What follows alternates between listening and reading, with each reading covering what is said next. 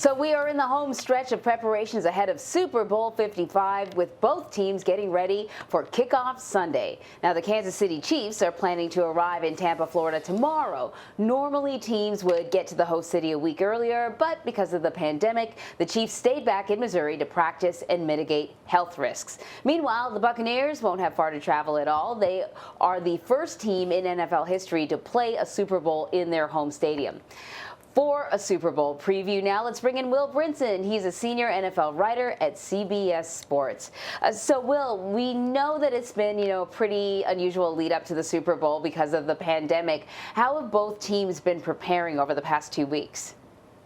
Yeah, it's been extremely unusual, guys.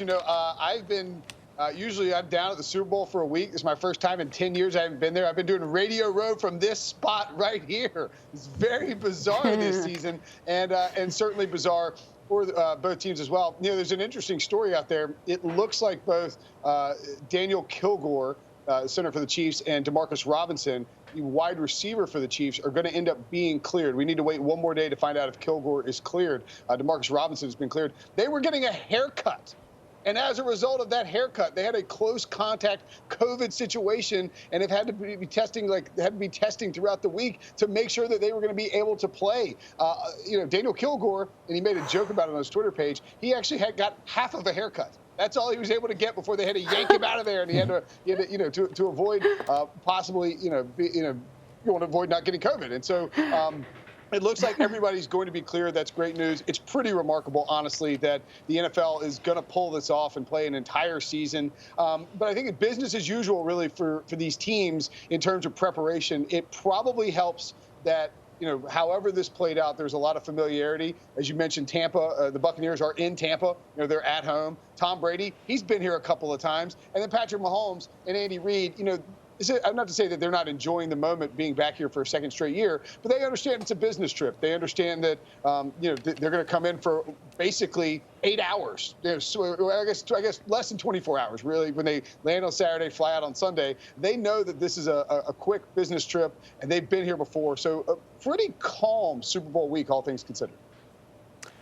So, Will, as you know, fan attendance will be limited to about 38% of its total capacity. Even with a smaller crowd, does Tampa Bay really have serious home field advantage? Well, no, they don't, because the NFL is making sure that this is a quote-unquote neutral site game. They're not even going to let the Buccaneers fire the cannons when Tampa scores. They have a big pirate ship down there in Tampa, and they won't be allowed to blast the cannons off, which, frankly, is kind of ridiculous. Like, if you win enough games to get in the playoffs and then win enough games to get in the Super Bowl, and then the Super Bowl is in your home stadium, just make it a home game. In any other circumstances, it really would be a home game. You'd have Tampa fans flooding there. But I think we're looking at somewhere between 22 and 25,000 fans in total, which, golly, Florida, that's a lot. 7,500 will be first responder, COVID workers. And so when you factor in, you do the math on like corporate sponsors, first responders from all different areas of the country and all of that, it really won't be much of a home field advantage for the Buccaneers. So all eyes, of course, are going to be on Tom Brady to see if he can further cement his legacy with a record 7th championship. But there are other players on the team, and he's going to need some help along the way. So how crucial will Tampa Bay's running game be to their chances of winning? Yeah, I think if you watch what Tampa did against Green Bay, and I think, to me, this is really the crux of how this game is going to play out from a game script perspective, meaning, are the Buccaneers throwing a bunch? Are they running a bunch? What's Kansas City doing? They ran the ball. Tampa ran the ball a bunch on first and second downs against Green Bay. They found themselves in really rough, long third down spots and were able to convert. That's not typically it's obviously they're skilled players, but it's not a skill set. It's not an action that's easily repeatable. A lot of times there's luck built into that. So I'll be very curious to see how they approach on first and second down here. Will they throw early to try and get Tom Brady in rhythm to maybe throw Kansas City and Steve Spagnuolo's defense off? Or, will they try and establish the run with Leonard Fournette and Ronald Jones? Because that you can run on Kansas City. I think it's possible. And I think that's what they want to do. If they can't convert those third downs, though, and Patrick Mahomes starts picking up a bunch of, yardage and scores, and all of a sudden the Buccaneers are behind, it could throw off their game script entirely. They could be forced to pass a bunch. And so really those third downs and how they handle the first and second down, how efficient the run game is on those early downs, I think will probably be the biggest determining factor of this game. So one of the other things that's fascinating to me, Will, is the offense of the Bucs. They've been clicking this postseason, but the Chiefs have been explosive all season long. I mean, so what is the key to the game for Patrick Mahomes? It's really interesting. In my opinion, the spread is the Chiefs -3. And I think that if Patrick Mahomes had played the entire game against Cleveland in the divisional round, that the line would be somewhere like 5, because the Chiefs would have won that game by 15 plus. When we saw Kansas City, and we talked about this on here coming into the playoffs. I mean, this is a team that looked like they were, the line I keep using is playing with their food. They're like bored. They're like, all right, like we got somebody else here for the regular season, blah, blah, blah. NFL teams aren't supposed to be able to flick the switch and get to the playoffs and just magically crank things up and look a lot better. But the Chiefs are doing it. Like, you're supposed to get to the playoffs and struggle if you can't find the motivation to win in the regular season. Kansas City, that first drive against Cleveland, they were rocking and clicking, and Patrick Mahomes got hurt, and they slowed their offense down. They bounced back the next week against Buffalo and light the Bills up for the entire game. And I really think that what you're going to see from them in this game is just an aggressive, explosive, pass-heavy offense. There's a prop out there, Patrick Mahomes pass attempts 40.5. I think he throws closer to 50, because I think they'll throw to ice the game, because you can't run against Tampa Bay. Mahomes and Andy Reid, even with offensive linemen missing, they are so locked in.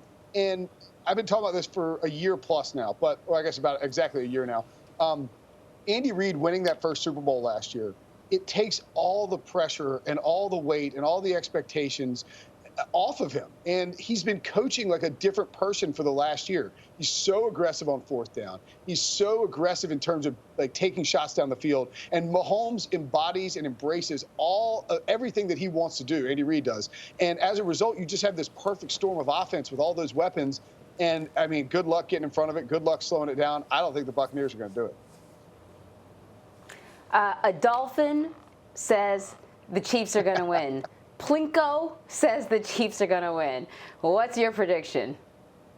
Hey, don't ever doubt the dolphin, right? And by the way, if you want to, a little old school 90s reference here, I think, but this is actually technically not the first Super Bowl played in a home stadium. In Ace Ventura, with the old snowflake there, the Dolphins actually had the Super Bowl. They were hosting the Super Bowl down at Joe Robbie Stadium. Not a real situation, but worth noting. I'll back the Dolphin here. I think the Chiefs are going to win this game. I think the Chiefs could win this game by double digits, honestly. And that's no disrespect to Tom Brady. He's the greatest quarterback of all time. But there's an old saying, don't bet against Tom Brady. These sayings come about after the fact. People realize it after they lose betting against those guys. I think it's time to start saying, don't bet against Patrick Mahomes. And I would not want to be on the opposite side of Patrick Mahomes, the way that he's playing, the way that Andy Reid is coaching, with Tyreek Hill, Travis Kelce, all those weapons. And I think that Chiefs defense is ripe for a game-flipping turnover as well. So I'll take the Chiefs big here. I hope it's not any kind of a blowout, Will, because I hope they keep it close, because if not, it becomes one of those boring Super Bowls where, it's sort of a foregone conclusion. So we'll see how it all. Well, and Vlad, hey, we gotta get those ratings, man. We need exactly. A bounce back. People tuning in. Man, I'm not afraid to hope for a close game in the fourth quarter. Nance and Romo and Tracy Wilson on the sideline with some excitement on CBS. Let's go. Yeah, and for James Brown, his 10th Super Bowl, it's going to be very cool. Thank you so much, Will. See you guys.